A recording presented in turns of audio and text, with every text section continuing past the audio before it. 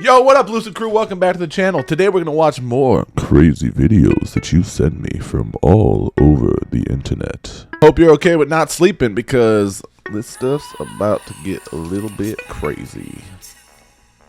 What the?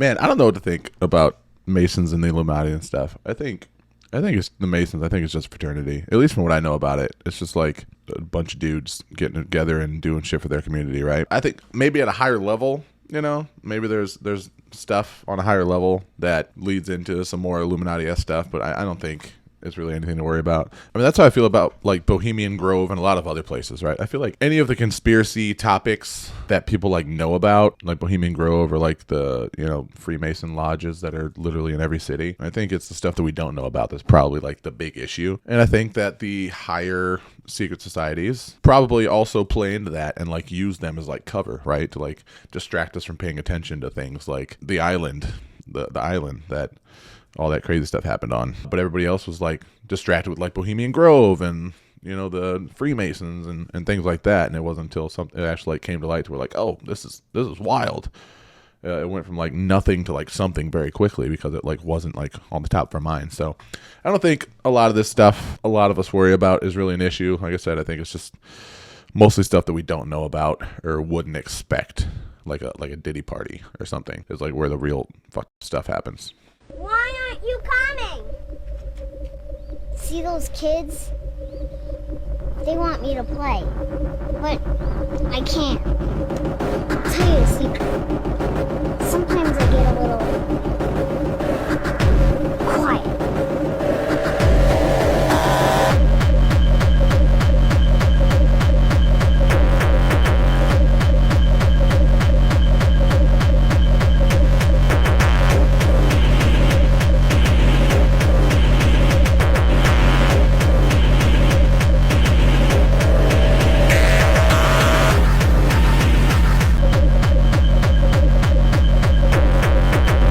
Oh man, you and me both, kid. You and me both. You know that meme where it's like a really poorly drawn thing as a party and this guy standing in the corner, he's like, they don't know that I'm just dropped a new album, or they don't know that I'm a scientist, or just stuff like that. That's how I feel about like conspiracy theories. Like just like sitting in a room with a bunch of people that are just like so indoctrinated and everything. I'm just like in the corner, just like, man, these people don't know that none of this matters. Like these people don't know that everything they believe is true is fabricated. You know, these people actually think their government gives a shit about them, and just so on and so forth, right?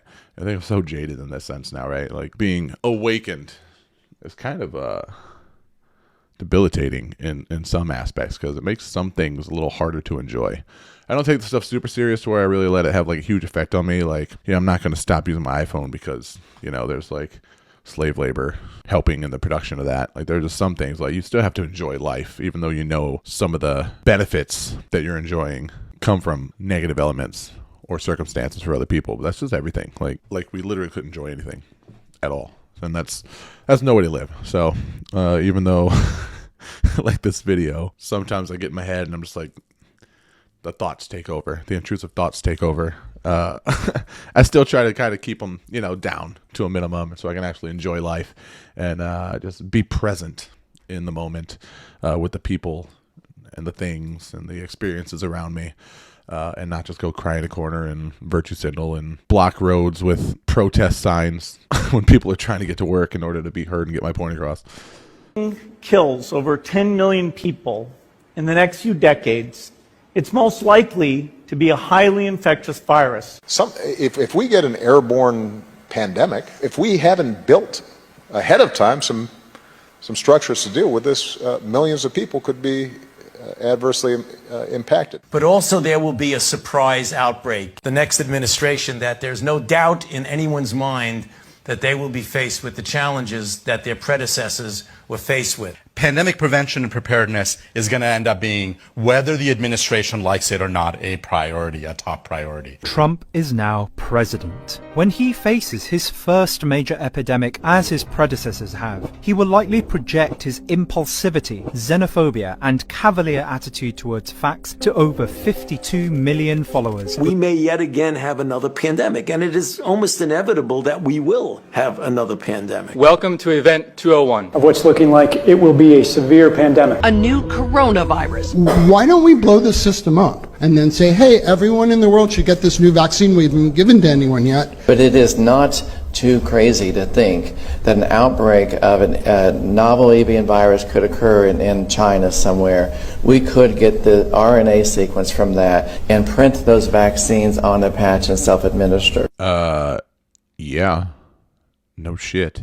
Crazy thing is, like, initially when that happened, the marketing behind it, and I say marketing because it's all marketing. There was so much marketing behind this whole pandemic thing, propaganda. And I remember, like, I just got back from Africa for work, and I was at my friend's apartment in Miami, and I just see, like, the map on the news and, like, all these red dots from their, like, first case, you know, here in Washington or New York or whatever. And it was literally, they played it out exactly like they do a zombie outbreak in like Dawn of the Dead, like a zombie movie. It was so incredibly reminiscent that I actually was like nervous about it at first. I think for like the first like couple months, I was like really nervous about it just because of like everything on the news and stuff. I think for a little while even, like I was even like pro jab, like at first, you know, before they started trying to mandate it and before like research came out and all that stuff, because like just the way they built it up, they're like, you know, made us afraid, made us like the world was being overrun with like a zombie virus that we like couldn't stop. So I'm glad I woke up from that mess though, because now I'm awake to all the other stuff. Not falling for it. This technology made pyramids levitate and fly. Today, it's a hidden secret. Very few evil people have it, and they can do a lot of damage with it. It's basically EMP.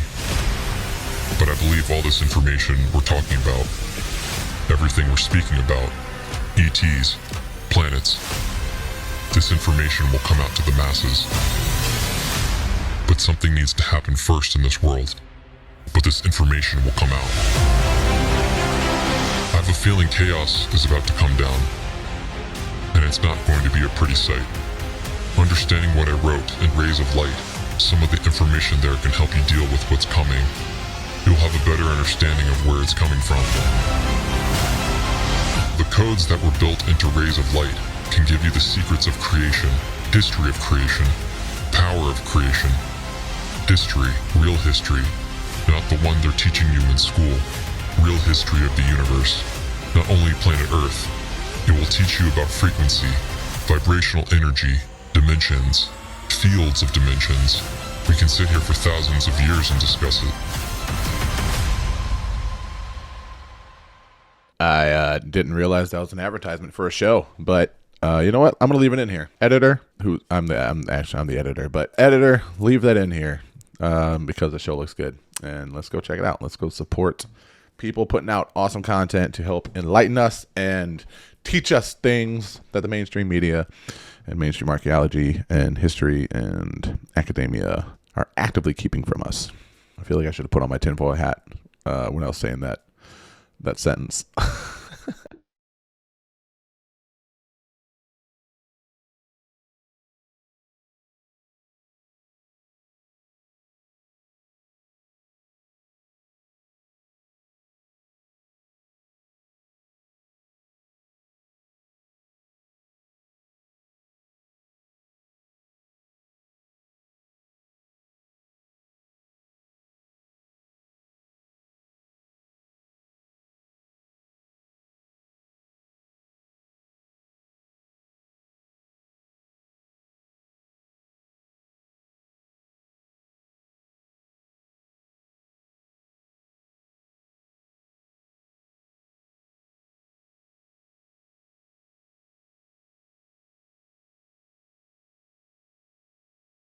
I think out of all those, Sam Smith was the most upsetting. He had such a good voice and just like really good music when he was doing like the really like slow, like jazzy, like R&B stuff. And then he put on a G-string and pierced his nipples. And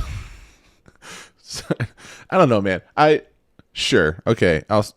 Sure. Maybe there's a, satanic agenda. Sure. But I think overall, just like the imagery and stuff it's controversial, right? That's why they do it. You remember Jewel? I don't know if you're a little older, you probably remember the artist Jewel. She had like a yodely voice. Will save your soul in like the 90s. And she started getting a little popular, and they basically tried to turn it into like a sex symbol, like pop star. And it was the cringiest shit. I remember everyone was just like, what the is going on? And that's just what they've always done. I mean, you had the Satanic Panic in the 80s where literally you had bands like Motley Crue and Kiss acting completely out of pocket and just like going against the norm and just being very controversial. And because people like controversy, people like bad boys, people like, the mysterious and the uncontrollable, people like watching train wrecks, hence reality TV. So I think in most cases it's just like the brand management or the marketing teams of these celebrities. They're like, okay, we're going to do this. We're going to get people talking about you. We're going to put you in a leather unitard and pierce your nipples and have you twerking. And people are going to start talking about it because, there's going to be evil imagery. We're going to put horns on your backup dancers. And then it turns into like, oh, this concert turned into like a ritual. And then people start talking about it and doing videos like this. And it just gets them more publicity because at the end of the day, the majority of people don't care about that shit, but the majority of people do want to satiate their curiosity, right? So I don't give a shit about Taylor Swift, but if you tell me that she did like some crazy satanic ritual at one of her concerts, I'm gonna be like, really? Taylor Swift did that? Like the "Our song is a slam screen door," like country singer Taylor Swift chick did that?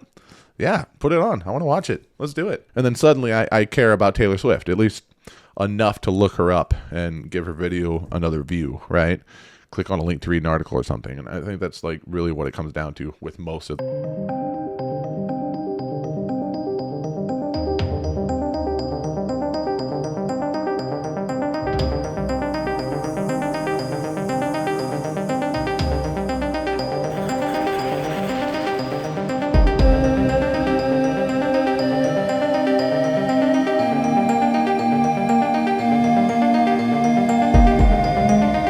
Okay, so how did Da Vinci know about all this stuff? Like, I watched the Da Vinci Code. I think I read the book like forever ago. So I understand what supposedly like went into his paintings and stuff. Or I don't know how dramatized those films were, the books were, on actual accounts of his paintings and stuff. But like, was he just like a big conspiracy theorist like back then? Or was he like somebody that had like an in, right? Was like he part of it and like decided to like move away from it and like hint about it because he couldn't straight up tell us without being in danger? Like, I don't know. If you have any knowledge of Da Vinci and like how he would know all this stuff, let me know in the comments. Let us know in the comments because I have no idea and I'm not going to Google it.